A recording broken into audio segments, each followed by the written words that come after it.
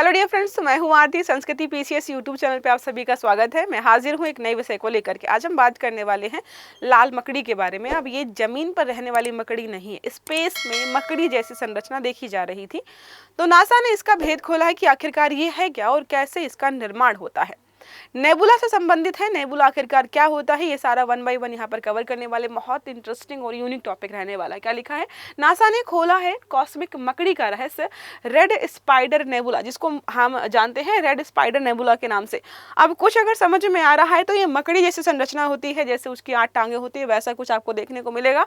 और वैसे ही संरचना स्पेस में काफी समय से देखी जा रही है। अब ये कैसे बनता है, क्यों बनता है, इसकी क्या क्या विशेषताएं है, सारी चीजें नासा ने जो है यहाँ पर 1 बाय 1 समझाई। तो नासा ने जेम्स वेब टेलीस्कोप या स्पेस टेलीस्कोप के माध्यम से हाल ही में रेड स्पाइडर नेबुला की नई और अत्यंत जो है स्पष्ट इंफ्रारेड तस्वीरें यहाँ पर जारी की हैं। ये जो इमेज आपको दिखाई जा रही, डाउनलोड की है, फिर यहाँ पे लगाई है, इस वजह से आपको थोड़ा सा कम क्लियर दिखाई दे रही है। अगर आप गूगल जाकर जो है इसका नाम सर्च करेंगे तो बहुत अच्छे से आप जो है समझ पाएंगे कि ये इमेज कैसी दिखती है।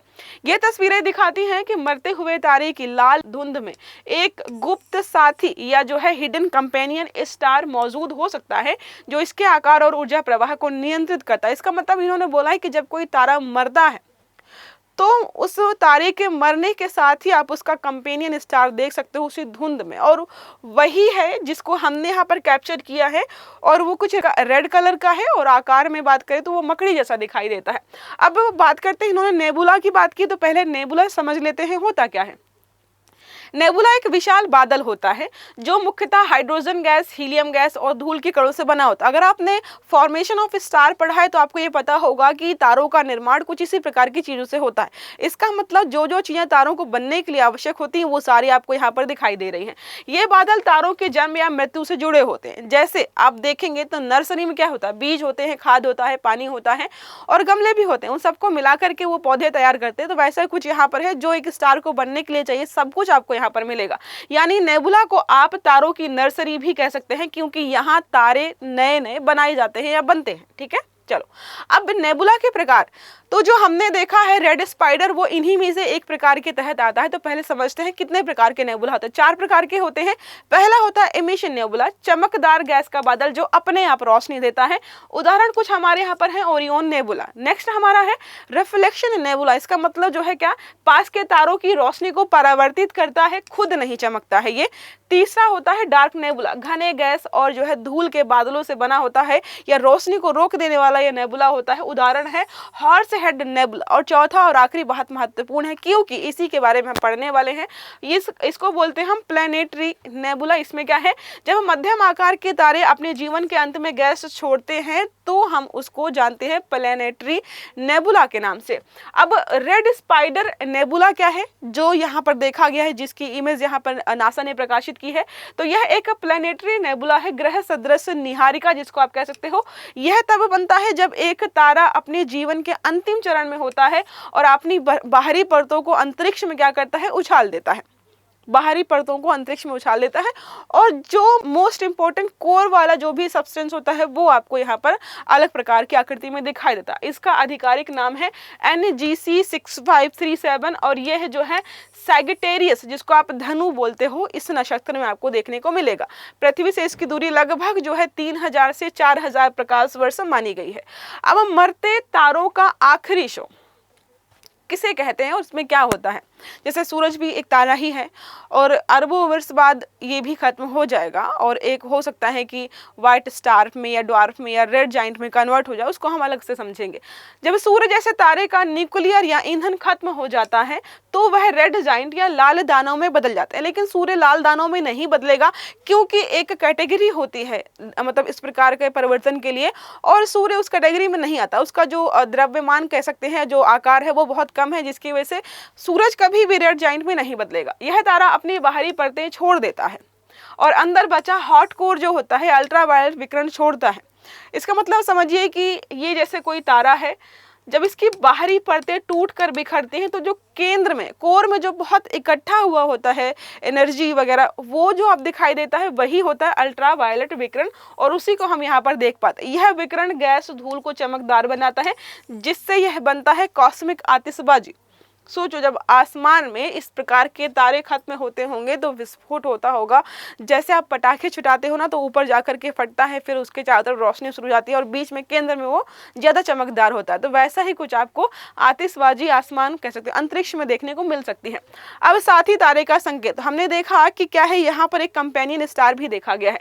JWST के डेटा से संकेत मिला है कि इसके केंद्र में एक दूसरा तारा भी होता है जिसको हम कंपेनियन स्टार के नाम से जानते हैं।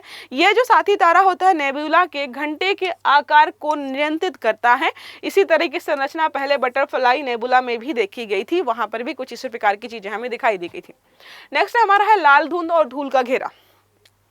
लाल धुंध और धूल का घेरा जिसकी वजह से इसका एक आकार बना हुआ है और कलर दिखाई दे रहा है। तो हबल टेलीस्कोप ने इन्हें पहले जो है नीली रोशनी में दिखाया था, लेकिन वेब टेलीस्कोप ने इसे इंफ्रारेड कैमरे ने इसके चारों ओर लाल धूल की जो डिस्क और गैस जो गर्म है उसका घेरा दिखाया गया है। अब ये डिस्क की संभवतः जो है कह सकते हैं एक्रिएशन डिस्क है, जिसमें धूल और गैस साथी तारे के चारों ओर जो है घूम रहे हैं।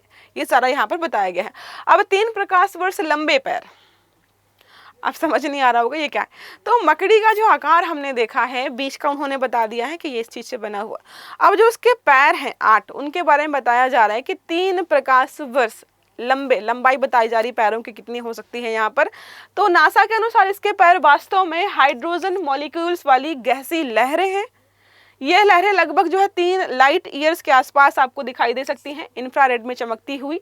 जेम्स वेब टेलीस्कोप की वाइड व्यू इमेज में पहली बार इन लहरों को जो है स्पष्ट रूप से दिखाया गया है।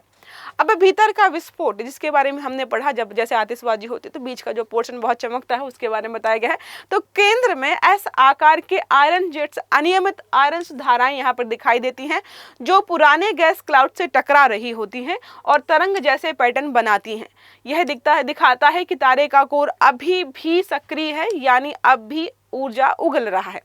समझ में आ गया। बाहर का बता दिया, उसकी टांगों के बारे में बता दिया और जो इंटरनल कोर उसका है उसके बारे में भी इन्होंने समझाया है। अब भविष्य का संकेत यहाँ पर यही है। अब ये सब देख के हम करना क्या चाहते हैं, हम समझना चाहते हैं सूर्य के बारे में कि अगर इसी प्रकार की प्रक्रियाएं बाहर हो रही हैं और ये भी सूर्य जैसे तारे रहे होंगे या रहे थे और इनके साथ इस प्रकार की प्रक्रिया होती है, हमारा जब सूरज खत्म होगा या सूर्य हमारा खत्म होगा तो वो किस प्रकार की जो है आकृति ग्रहण करेगा, कुछ कलर का दिखाई देगा, वो सारे यहाँ पर अनुमान लगाए जा रहे हैं। तो हमारे सूरज की स्थिति का पूर्वाभास है कि शायद जो है ऐसा भविष्य में हम देखने को मिलेगा। ये तो वही प्रक्रिया दोहराती है, सूरज से बना येलो सन नेबुला हमारे सौर मंडल को जो है भर देगा। अब नेक्स्ट हम बात करते हैं वैज्ञानिक महत्व क्या है इस अध्ययन का। तो वही है, ये चाहते हैं कि नेबुला का असममित आकार कैसे बनता है। हमने देखा ना मकड़ी के आकार का है, तो ये हर बार अलग अलग प्रकार के आकार में क्यों दिखाई। कुछ समय पहले बटरफ्लाई बहुत चर्चा में था, अभी मकड़ी बहुत चर्चा में है। तो ये स्टेलर इवोल्यूशन और बाइनरी स्टार डायनेमिक्स पर नई रोशनी डालता है ताकि हम इनको और बेहतर तरीके से समझ पाए। ये डेटा भविष्य के मॉडलों के लिए रेड जाइंट से व्हाइट जाइंट या ड्वार्फ वगैरह जो भी होते हैं उनको समझने में हमारी मदद करने वाला है कि इनका निर्माण आखिरकार होता कैसे है। समझ में आ गया होगा। बहुत छोटा आर्टिकल था, ज़्यादा कुछ इसमें था नहीं, बट हमने समझ लिया है कि ये रेड मकड़ी या लाल मकड़ी आखिरकार है क्या, कैसे बनी है, किन किन चीज़ों से बनी है और किसका परिणाम है। अगर वीडियो अच्छा लगा है तो लाइक करना है, चैनल को सब्सक्राइब करना है और बेल आइकन दबाना है ताकि जितने भी इस प्रकार के आर्टिकल्स हैं वो सारे आपको समय पर मिलते रहें। तो अच्छे से पढ़िएगा। Have a good day. Thank you.